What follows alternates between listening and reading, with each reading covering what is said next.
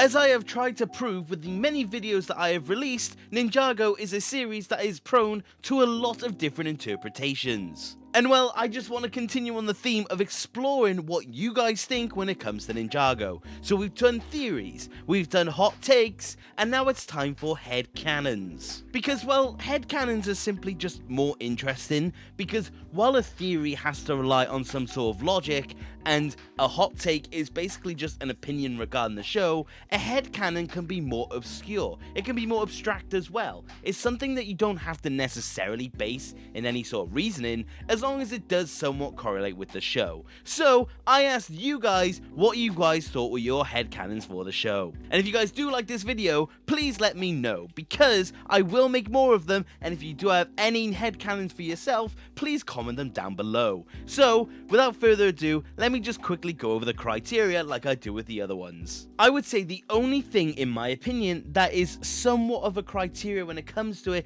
is the fact that I won't take something that verbatim just simply cannot be the case. It's something that even with no evidence, I can still go, yeah, that makes sense. So that is the only thing I thought of when it came to this video. So without further ado, let's see what you guys have got to say. Also, just for reference, I am approaching this similar to the hot takes videos, where I'm going to be going in relatively blind, and I'm going to be reacting to them as authentically as possible. So the first one does come from RHV Gamer. Hello, my friend. And your headcanon is that the reason why Narukon didn't just attack people with the sword is because anyone who enters it in that way is still conscious for a moment and can save anyone else trapped in it, which is what Jay does, and it solves one of the too many plot holes of Skybound.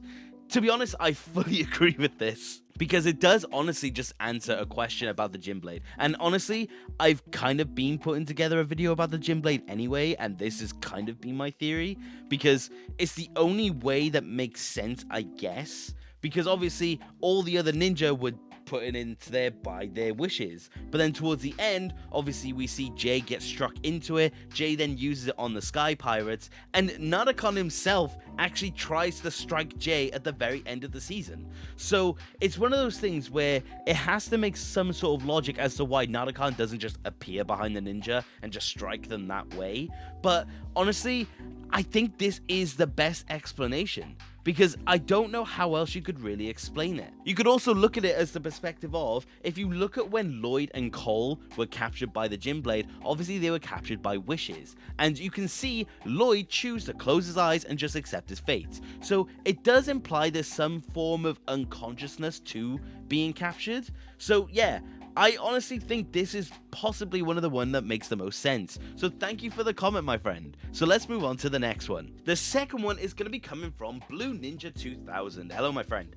And your one is, after the ninja returned from the Netherrealm, they wanted to celebrate by getting new suits, just like they did before.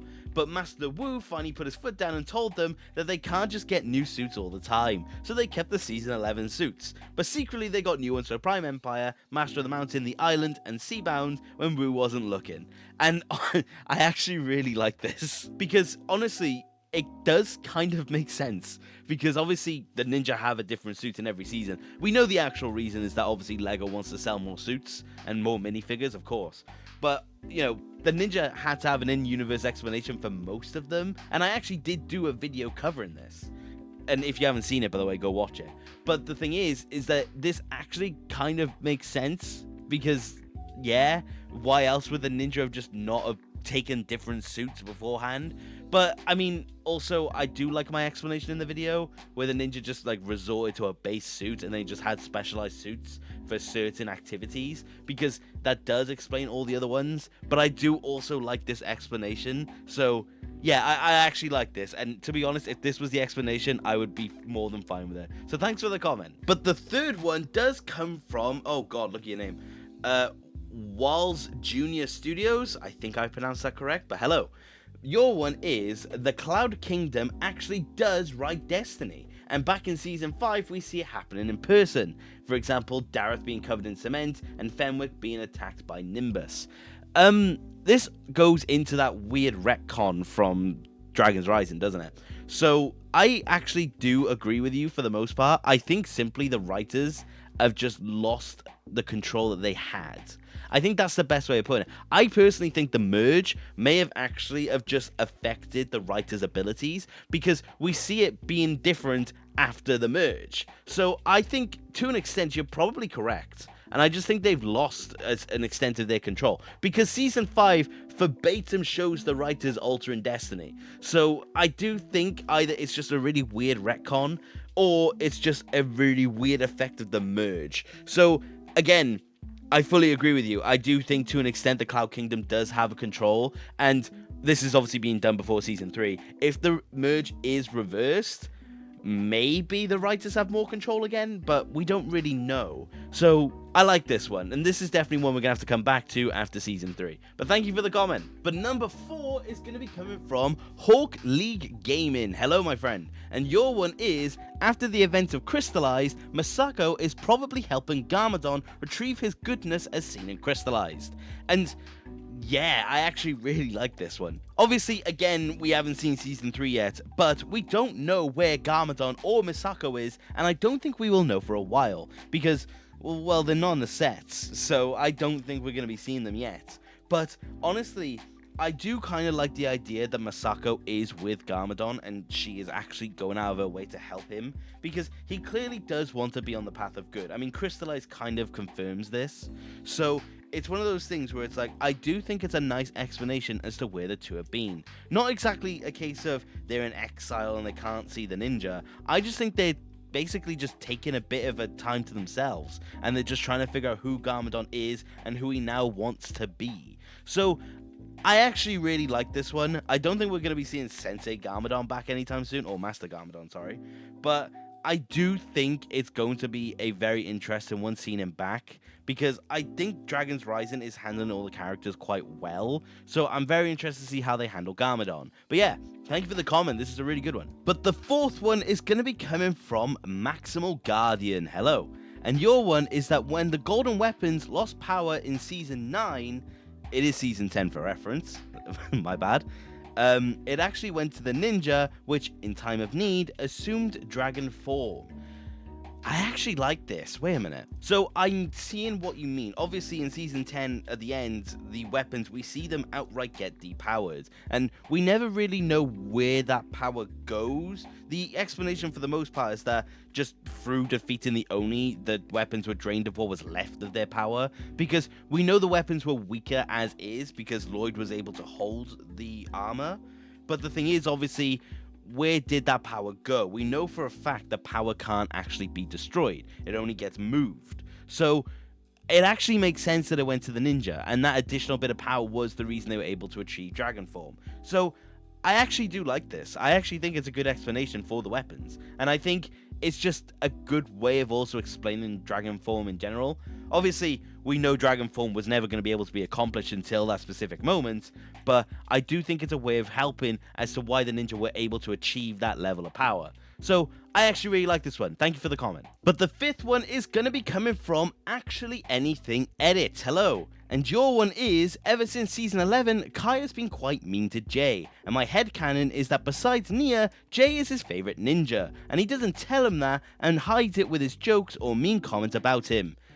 I think this is really good, yeah. So I do think this is actually a good explanation as to why Kai is how he is in those seasons. To be honest, I'm actually doing a video, or scripting a video as we speak, about Kai and how his behavior changed. So this is kind of coinciding with what I'm saying with it, is that he just becomes more aggressive, especially towards Jay.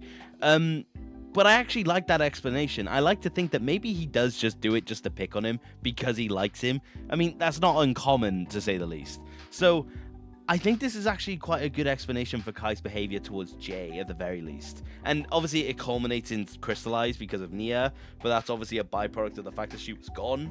But I like this. I actually think it's a good way of explaining it all. Do I think it explains away all of Kai's weird behaviors in those seasons? No. But that's because, well, I'm doing a video about it for a reason.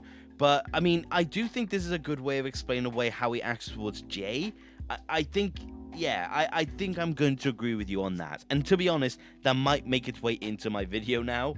But yeah, I like this. I actually really like this. So thank you for the comment. And the last one for today is going to be coming from Notavori 69. I think I've got that correct. And you've got, it looks like 2 actually. The first one, Mr. E will always be Echo Zane for me. Yeah, I understand that completely. I think it's a nice explanation. I don't think it's canon. I don't think it's something that can be outright confirmed. I think they've departed too much, especially with the existence of Mr. F. But, like, I do understand it, and I do think it's a cool way of looking at Mr. E at the very least. But unfortunately, I just think they will always say that it's not the case. But I understand why it's a headcanon.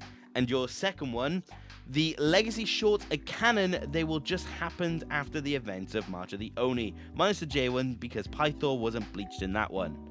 I agree. I actually agree with this. And I will say, the J1 you could still consider as canon, because the J1, it's a flashback. It's a flashback. You can see that it is. Because the short, you see him, like, messing with the nunchucks and everything. But I do think, to an extent, all of the shorts are canon. I'm definitely going to forget one, but just as a quick run-through. The gold one, where we see the Ultra Dragon's fate, there's no reason for that to not be able to have happened. The J one, like I said, is a flashback. The Kai and Zane one is also a flashback. The Nia one is like a hypothetical with the Samurai X mech.